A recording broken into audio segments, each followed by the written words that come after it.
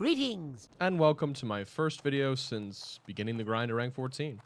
Wanted to go over what we want in BWL as mages because it seems to be on everyone's mind. Up until now, we haven't really had to make any real loot decisions. There are a few good pieces in Molten Core, but BWL is a whole nother ballgame.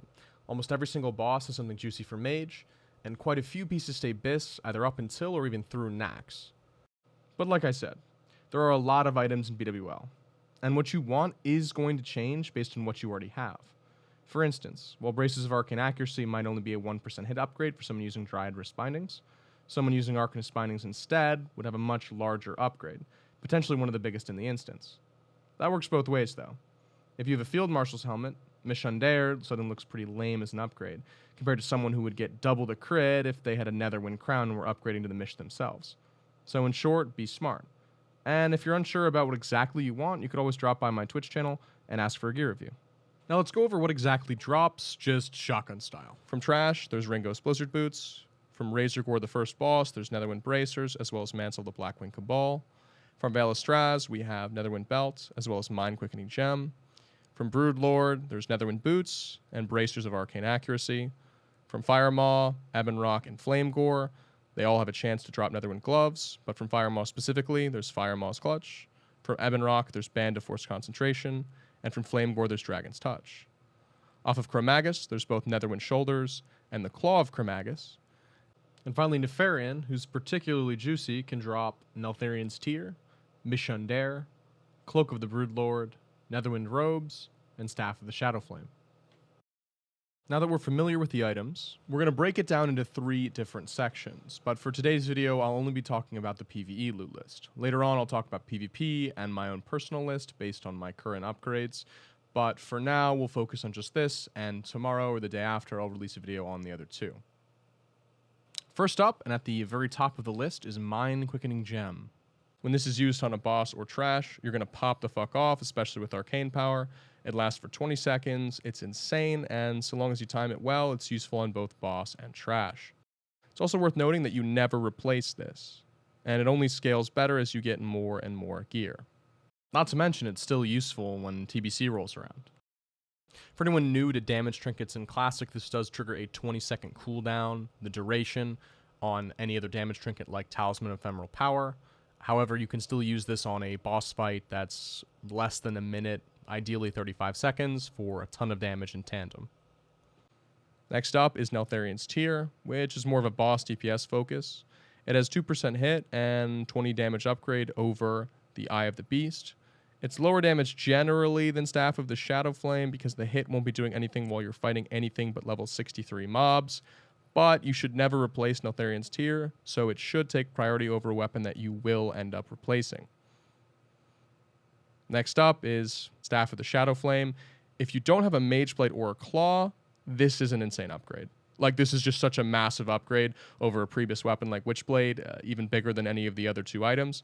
But with so many more caster weapons existing in this patch, it means there's a lot less weight on Mage Blade, so it could be worth trying to snag the MC piece and make out with one of the 2 previous trinkets instead, given that you'll eventually replace the staff anyway.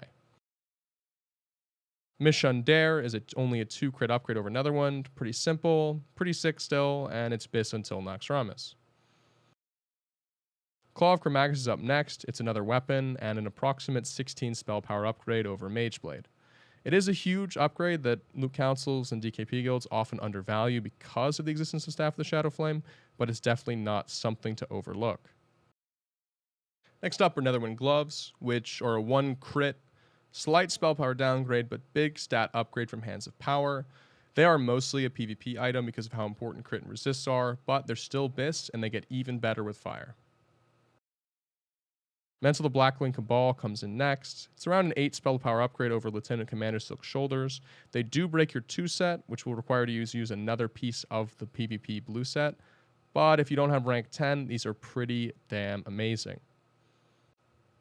Cloak of the Broodlord is a 7 spell power upgrade over Capes of the Frozen Wrath and a 14 spell damage upgrade over Saffron Cloak. This is mostly a PvP item again, but it does allow you to ditch your plus frost damage cloak. It's really solid for AoE, because it's not just frost damage, duh, and it looks pretty damn sick. It can be pretty hard to nab a Ring of Spell Power, so Band of Force Concentration does stand out as one of the stronger pieces in BWL.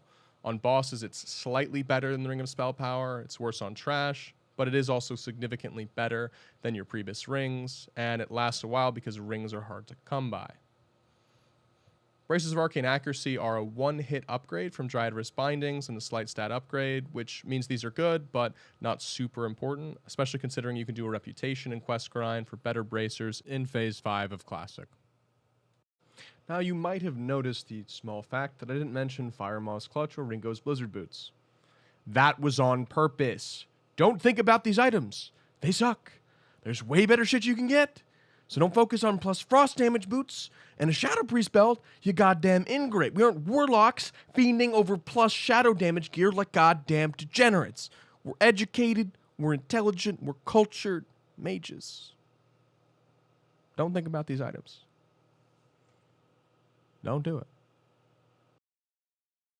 When looking at BWL loot, it's worth noting the value of hit gear, specifically when you look at the Braces of Arcane Accuracy, Band of Force Concentration, and Neltharian's Tear. Every time I've pointed out that the strength of the item in PvE is usually worse when the item has hit, and that's because it doesn't increase our damage against mobs that aren't level 63 or boss mobs. For those of you who are unfamiliar, you have a 4% chance to be resisted against level 60s, a 5% chance to be resisted against level 61s, a 6% chance against level 62s, and a 17% chance against level 63s and boss mobs. Mobs will always have a 1% chance to resist, so that means for level 60, 61, 62, and 63 mobs, the hit caps are 3%, 4%, 5%, and 16%. And in PvE, we already have that for all of our spells via Elemental Precision and Arcane Focus. Our mortal enemies, however, the Warlocks, do not. While they do have a talent for hit rating on affliction spells like Curse of Elements, the best PvE spec doesn't even take those talents, and moreover, they have no hit talents for destruction spells like Shadow Bolt. What does that all mean? It means that Warlocks need hit for trash and boss mobs, making it inherently more valuable than Mage hit up to 5%.